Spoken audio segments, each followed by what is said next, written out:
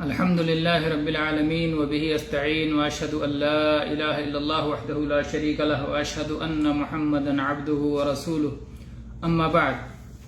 قال شيخ الاسلام محمد بن عبد الوهاب رحمه الله: ودليل الخوف قوله تعالى: انما ذلكم الشيطان يخوف اولياءه فلا تخافوهم وخافون ان كنتم مؤمنين. گرامی قدر مشاہدین کرام،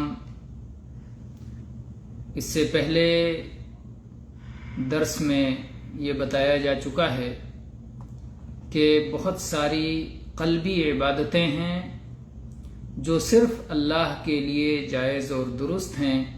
غیر اللہ کے لیے ایسی کوئی عبادت کرنا اپنے آپ کو شرک میں مبتلا کرنا ہے، جیسے دعا ہے اور اس کے بعد خوف ہے، توکل ہے، رجا ہے، استعانت ہے، استغاثہ ہے، مختلف عبادتیں. ہر عبادت کا حقدار صرف اللہ ہے.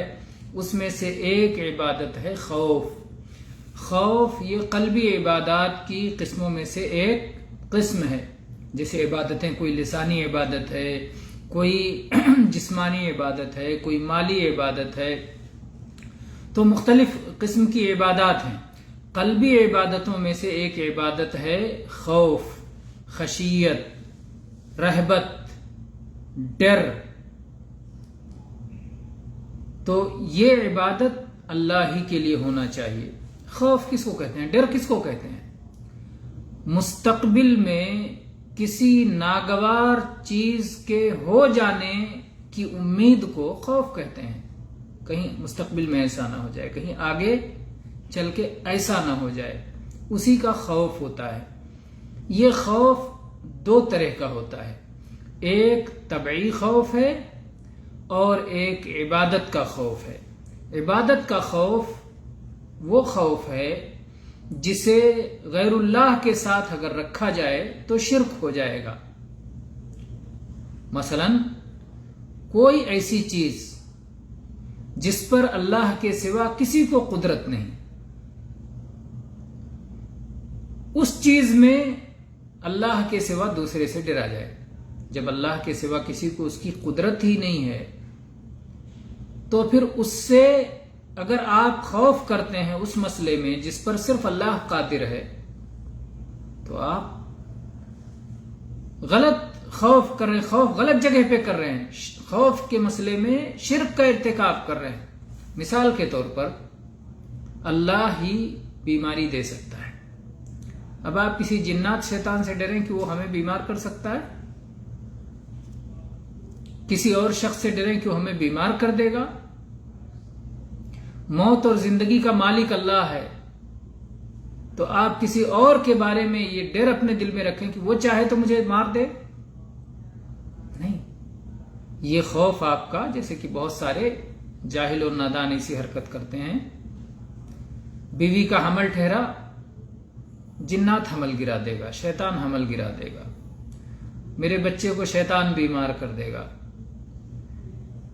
جادوگر بیمار کر دیں گے، جادو کر کے نقصان پہنچا دیں گے. تو اس طرح کا جو خوف طاری رہتا ہے جس پر اللہ کے سوا کسی کو کوئی قدرت نہیں ہے، یہ خوف اللہ کے لیے ہونا چاہیے. اللہ جو چاہے ہوگا، اللہ نہ چاہے کچھ نہیں ہوگا. تو اس طرح کا جو شرکیہ خوف لوگوں میں رہتا ہے اور پھر اس کی بنا پر وہ بہت سارے شرکیہ اعمال کرتے ہیں. جاؤ فلاں مورت کے لیے ذبیحہ کر دو، یا فلاں قبر پہ جا کے مرغا چڑھا دو یا بکرا چڑھا دو، حمل تمہارا نہیں گرے گا، حمل باقی رہے گا. نہیں تو قبر والے کو اگر غصہ آ گیا تو پھر تم مصیبت میں پڑ جاؤ گے، تمہاری اولاد مصیبت میں پڑ جائے گی، تمہارے مال میں خسارہ ہو جائے گا. تو اللہ کے سوا کسی اور سے اس طرح کا خوف رکھنا یہ شرکیہ خوف ہے. جیسا کہ اللہ تعالیٰ نے ہود علیہ السلام کی قوم سے متعلق قرآن پاک میں یہ ذکر فرمایا ہے. سورہ ہود کی آیت نمبر 54، 55 اور 56 میں ان نقول الا اعتراك بعض آلهتنا بسوء قال انی اشہد اللہ واشہدوا انی بریء مما تشرکون من دونہ فکیدونی جمیعا ثم لا تنظرون انی توکلت علی اللہ ربی وربکم۔ قوم ہود کے لوگ کہتے تھے کہ ہود، ہمارے کسی معبود نے تمہیں ذہنی خلل میں مبتلا کر دیا ہے، اس کی وجہ سے تم بگڑی بگڑی باتیں کرتے ہو، ہمارے معبود نے تمہارے ساتھ ایسا کر دیا ہے۔ تو یہ ڈراتے تھے اپنے معبود سے کہ یہ مورتیاں، یہ استھان یا اللہ کو چھوڑ کے جن کی بھی وہ عبادت کرتے ہیں وہ کچھ بگاڑ لیں گے، حالانکہ ان میں کچھ نقصان پہنچانے کی کوئی طاقت نہیں ہے۔ ان سے ڈرنا شرک ہے، اس طرح کا خوف اللہ ہی سے ہونا چاہیے۔ تو ہود علیہ السلام نے کیا جواب دیا؟ انی اشہد اللہ، میں اللہ کو گواہ بناتا ہوں، واشہدوا، اور تم سب بھی گواہ رہو۔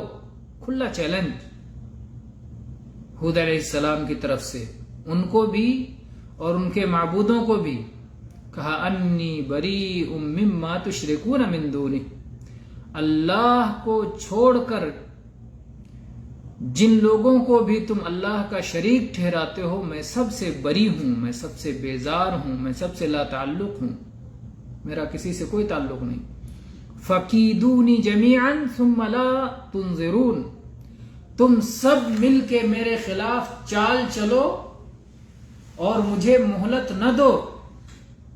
انی توکلت علی اللہ ربی و ربکم، میں نے اللہ پر بھروسہ کیا ہے جو میرا بھی مالک ہے اور تمہارا بھی مالک ہے، میرا بھی رب ہے تمہارا بھی رب ہے، میرا بھروسہ اس اللہ پر ہے۔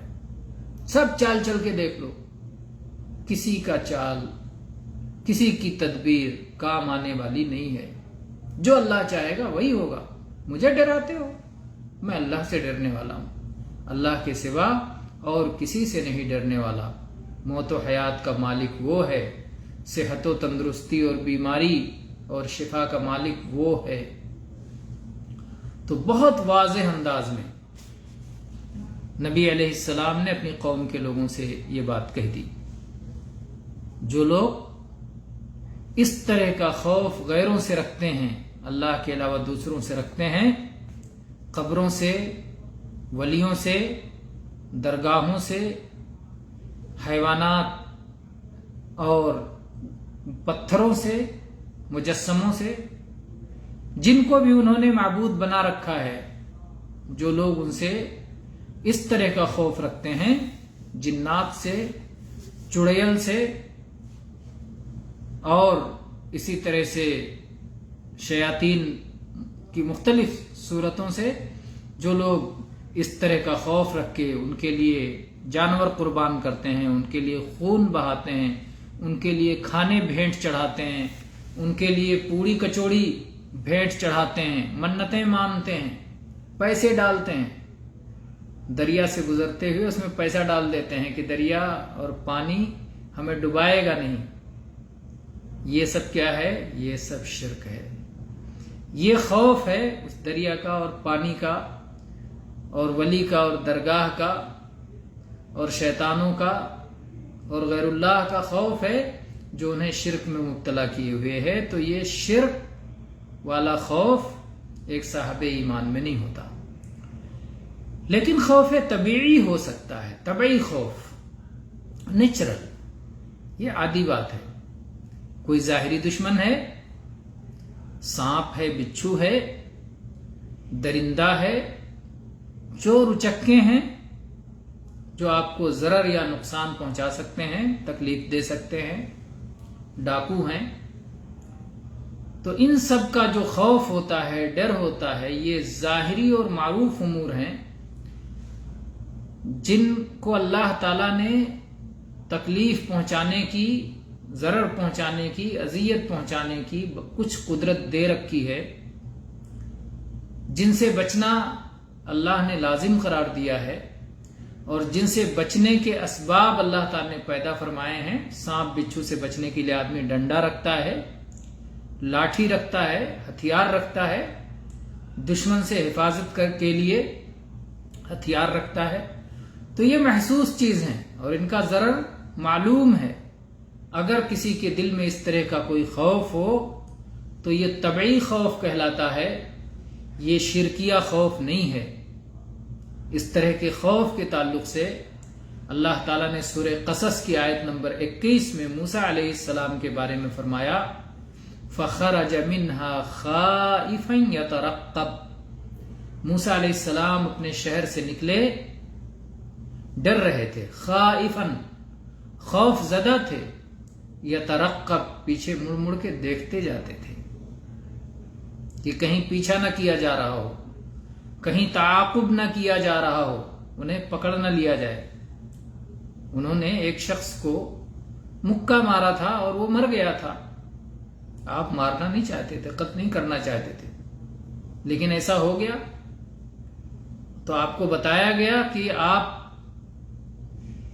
کو اس کے بدلے قتل کرنے کی سازش کی جا رہی ہے، اس لیے آپ یہ شہر چھوڑ کے نکل جائیں۔ موسیٰ علیہ السلام نکل گئے، لیکن دل میں خوف تھا، دشمن کا ڈر، اور اس طرح کا ڈر ہو جانا یہ طبعی ہے، یہ شرکیہ خوف نہیں ہے۔ پھر موسیٰ علیہ السلام مدین چلے گئے اور قصہ پورا معروف ہے کہ کس طرح سے اللہ تعالیٰ نے ان کے لیے گھر کا، زوجہ کا اور معیشت کا، سکون پرسکون رہنے کا، سکون کے ساتھ رہنے کا انتظام فرما دیا۔ تو بہرحال کہنا یہ ہے کہ اس طرح کا خوف طبعی خوف ہے، اور اس طرح کا خوف اگر دل میں آئے تو یہ شرکیہ خوف نہیں کہلاتا، لیکن ایک انسان کو اس طرح کے خوف سے بچنے کے لیے اسباب اختیار کرنا چاہیے اور بھروسہ اللہ ہی پر کرنا چاہیے اور اللہ ہی کو مضبوط تھام لینا چاہیے اور اعتماد پوری طرح اسی پر ہونا چاہیے۔ اور شیخ نے یہ آیت ذکر فرمائی کہ خوف عبادت ہے، اس کی دلیل کے طور پر فرمایا انما ذالکم الشیطان یخوف اولیاءہ فلا تخافوہم وخافونی ان کنتم مؤمنین، سورہ آل عمران کی آیت نمبر 175۔ اس میں غزوہ احد کے موقع کی بات ہے کہ جب احد کے میدان میں تھوڑی دیر کے لیے مسلمانوں کو نقصان اٹھانا پڑا اور مشرکین چھا گئے، اور اس کے بعد وہ لوٹ کے جانے لگے، وہاں انہوں نے دھمکی دی کہ ہم واپس آئیں گے اور تمہیں جڑ سے اکھاڑ پھینکیں گے، تمہیں نیست و نابود کر دیں گے۔ تو اللہ تعالیٰ نے اس موقع پر فرمایا انما ذالکم الشیطان یخوف اولیاءہ،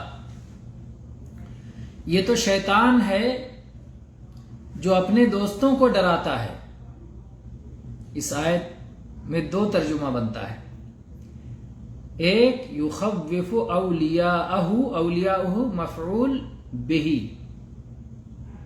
کہ شیطان ڈراتا ہے ان لوگوں کو جو شیطان کے دوست ہیں، اولیاء اپنے اولیاء کو ہی شیطان ڈراتا ہے، یعنی جو شیطان سے ڈرتے ہیں، جو شیطان کی بات مانتے ہیں، جو شیطان کو فالو کرتے ہیں، جو شیطان کے پیچھے چلتے ہیں، شیطان انہی کو ڈراتا ہے۔